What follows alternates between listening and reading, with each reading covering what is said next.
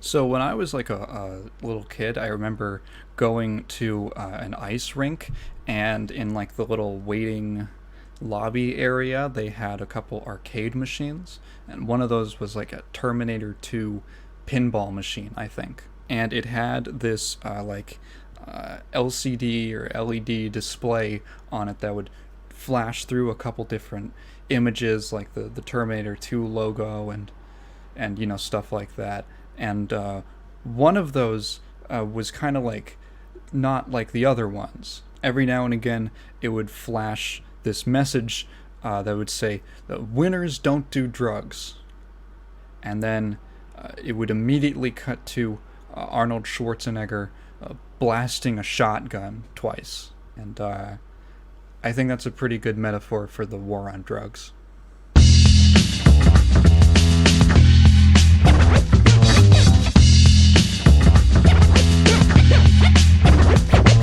A new form of cocaine is for sale on the streets of New York, alarming law enforcement officials and rehabilitation experts because of its tendency to accelerate abuse of the drug, particularly among adolescents. The substance, known as crack, is already processed into the purified form that enables cocaine users to smoke or freebase the powerful stimulant of the central nervous system. There's always something new developing, new substances, new ways of using substances. Some of the things you hear of die down, but this, I have every reason to believe, is building. This is the wave of the future. In the 1980s, the United States saw a new drug hit their shores, cocaine. A substance with these effects that was this addictive hadn't been seen before. The white adults of the day grew up in the era of picturesque American streets, ticky-tacky houses, and picket fences. Wars were overseas, in countries they couldn't point to on a map. But there was a new war brewing, bred just as much from fear. Ronald Reagan, whose term lasted for effectively the entire decade, made it his mission to crack down on the crack epidemic sweeping the nation. His policies are responsible for the exploding rate of incarcerations across the U.S., and in recent decades have drawn criticism for unfairly targeting black communities, ultimately doing more to harm them than help them. Let me be clear. Drug dealers in impoverished communities are often in their business because they lack legal, viable means to make income. At the same time, drug use and high crime rate make it harder for small businesses to open in the affected areas, meaning that there's very little opportunity for class mobility. They often become reliant on city funding and handouts, locking them in a vicious cycle of poverty. You might look at the situation around drug dealing and say, that seems like a really complicated, nuanced issue that requires great care, deft strategy, and many years to resolve. Narc says you're a fucking pussy. Oh no, the knife, man! 511 in progress. Let's go! Select to make your first pick. 10, 9, 8, 7, 6. Choose and pick the best one. 5, 4, 3, 2, 1. Select to... Narc is a run-and-gun arcade title from 1988, the height of the war on drugs, and is in many ways a parody of the movement. Maybe. We'll see. It was developed at Midway by Eugene Jarvis. I mention him in particular because he's not just some rando. He's been in the industry since the 70s and co-designed Defender, a gigantic hit in its day and I'd argue as important to shmups as Space Invaders. There's this great interview with him from the Halcyon Days collection, which you should all check out, and I wanted to pick this quote. I think it gives a good idea of his creative process. I was originally going to be a biochemist, but it just got way too complicated. The chemistry of life is a tremendous challenge, and I realized I could spend my life studying the pubic hair on a rat, and although I would be the world's foremost expert on the subject, I might still not be able to explain why it is curly. I got a job at Hewlett-Packard in compiler design. My first job was on a 6-year project to write a COBOL compiler.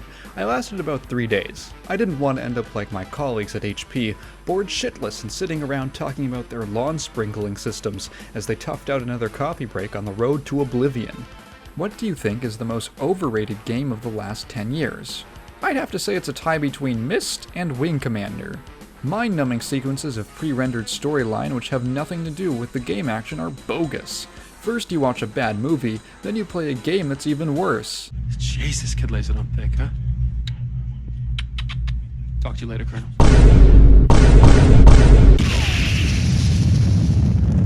I'm sorry, but I just don't get it. Non-interactive graphical wallpaper can be very beautiful, but after a few seconds, I get bored. I want action. Contrived challenges, like puzzles, make me feel very puny and stupid. I don't play games to be anally retentive.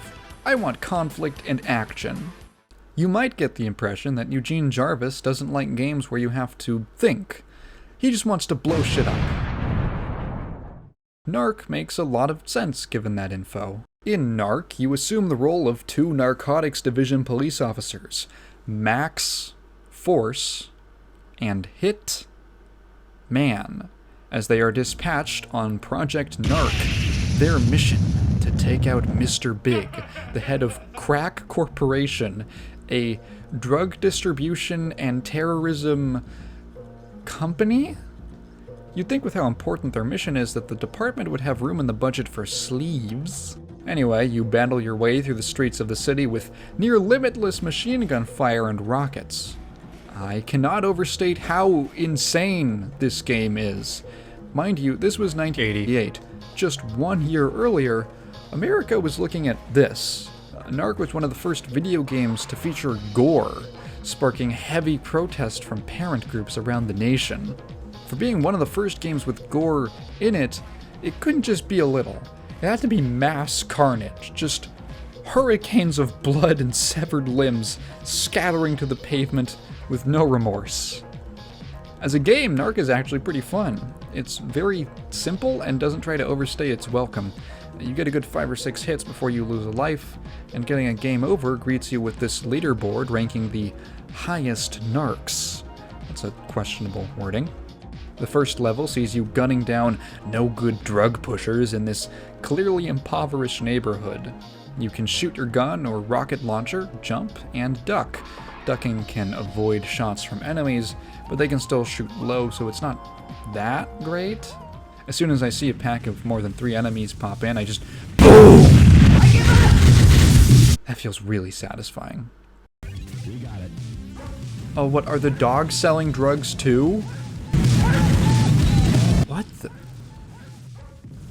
the? Maybe that leaderboard was right.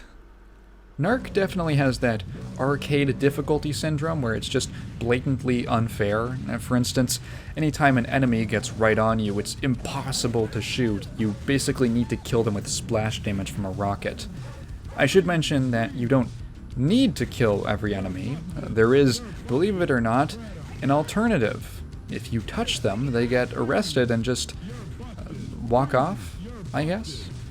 Busts technically earn you more points than kills with a bust bonus, but you know, you also can't arrest the dogs. They're just doomed to a life of tininess. Every level introduces a new victim of addiction. I mean a worthless criminal. Stage 2 sees Spike Rush, who throws needles imbued with the power of drugs. You battle through this lab that looks like you've been shrunk down to the size of a toy with these giant glass vats of drugs. Next up is Joe Rockhead, aka Dumpster Man, a PCP addict. Now, if you saw a man clearly high on a drug like PCP wandering the middle of a major road on a bridge, would you maybe call medical personnel? Of course not. This is Narc.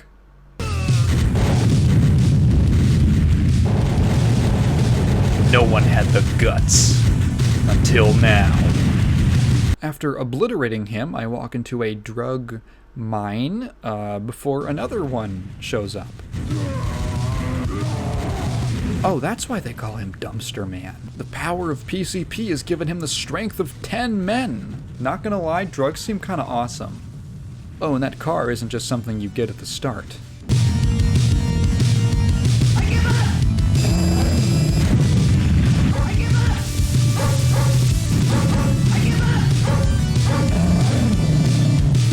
Let me just back it up here.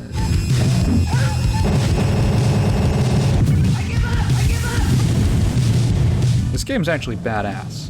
You just keep getting cars to crash into helicopters. Now we know where all the budget is going. Does it also have 2 machine guns mounted to the front? Wait, can you? Oh, fuck yeah, you can. Alright, the next stage introduces... Really? Clowns? There's drug-addicted, knife-wielding clowns kidnapping hookers. Or just one hooker. Many times. Lady, get off the street, I'm a cop. I can't control the wanton carnage in my wake. You can actually kill the prostitutes if you're not careful, and doing so will result in a lower innocent bonus at the end.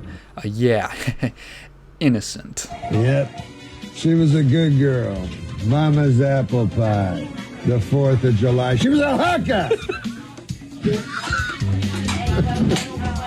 The penultimate level brings us Sergeant Sky High, known cultivator. Finally, we can take down the most heinous, dangerous drug of all, marijuana. I assume these were just potted plants. It turns out they were pot plants. Ha ha ha ha ha ha. They're also loaded with explosives. I feel like if your business exports both drugs and terrorism, this might be one location you don't want them to intersect.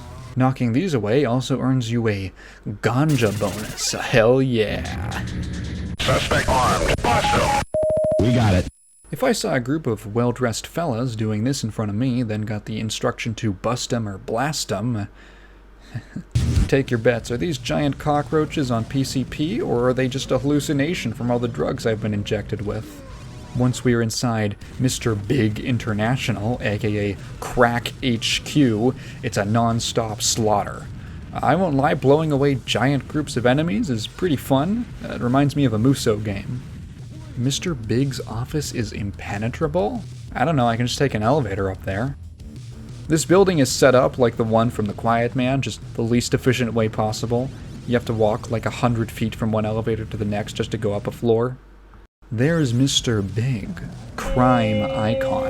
He actually appears on this floor outside of his suite. I assume that it's a fake one. And naturally, he has this incredibly cheap machine gun attack on his wheelchair that can hit you with every projectile. There's no invincibility. You have to kill that imposter a few times before he drops the gold key, and you can finally ascend to the top floor. The final battle.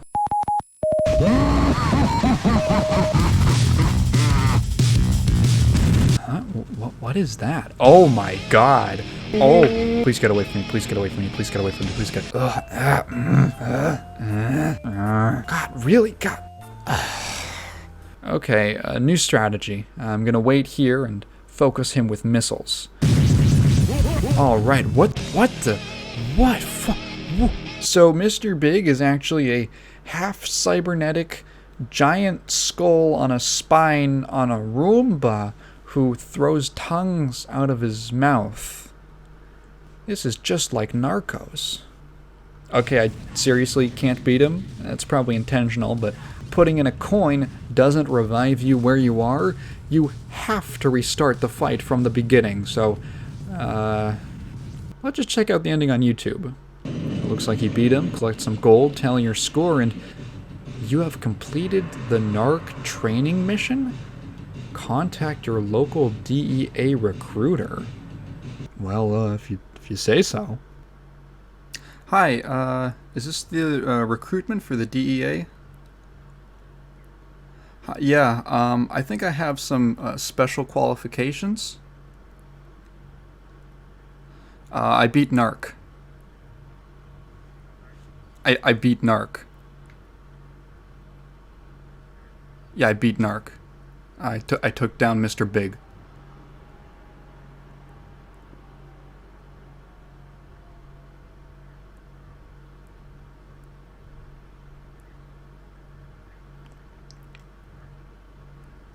I just think that I've got the guts.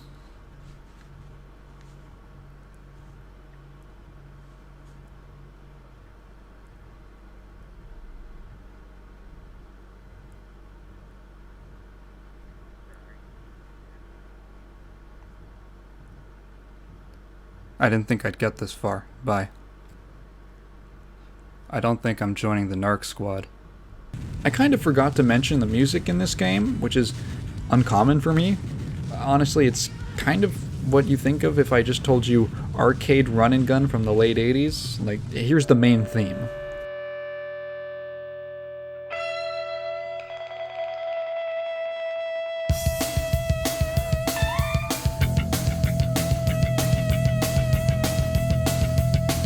I might get copyright claimed for playing this, because this was written and performed by the Pixies. Yeah, those ones. And it appears on their 1991 single, Planet of Sound, so if there's ads on this video, I'm sorry, I didn't put those there. In the late 90s, Jarvis would leave Williams and form his own company, Raw Thrills, which you might recognize from every arcade you've ever been to. They were formed in Skokie, Illinois, hometown. Well, Skokie's like right next to where I grew up. I'm from Cook County. You can probably tell from my hardened thug exterior. Among the games his Wikipedia page feels the need to bring up are Target Terror, an on-rail shooter based on the War on Terror. This is like a series for him.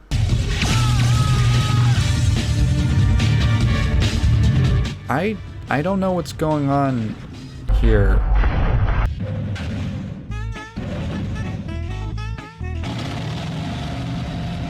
Pacifism has its limits.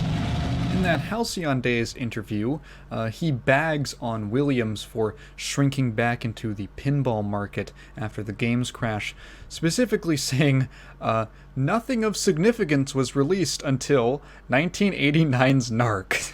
This is why I can't tell if Narc is like a legitimate anti-drug game or a parody of the war on drugs. On one hand, it's too ridiculous to take seriously.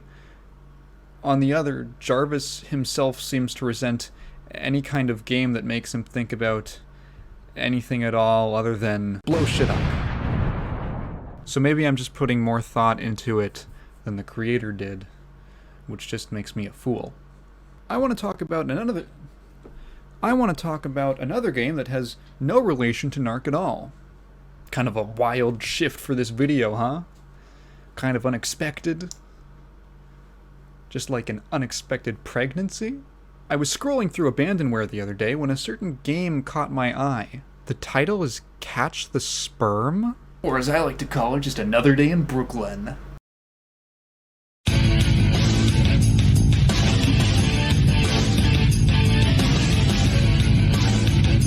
Catch the Sperm is a 2001 safe sex PSA side-scrolling shooter from Phenom Media AG, which is supposedly a German company, but the logo here says Switzerland, and the UNICEF logo here is also in German, and the game itself is in English. In Catch the Sperm, you are a condom-launching warrior bagging individual sperm cells and STDs.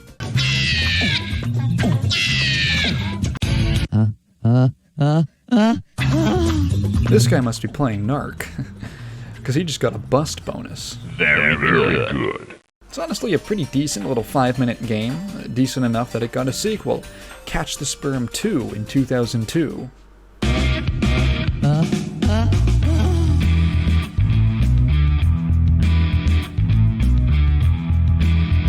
Now, I actually did record footage of myself beating this whole game a while back, but I accidentally deleted it while I was cleaning out my hard drive.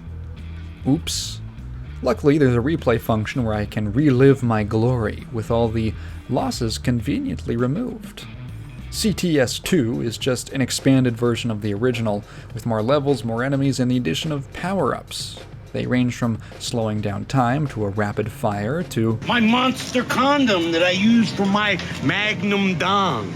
There's a bunch of new enemy types, like these splitting guys, these ones that go in a wave pattern. They're tough.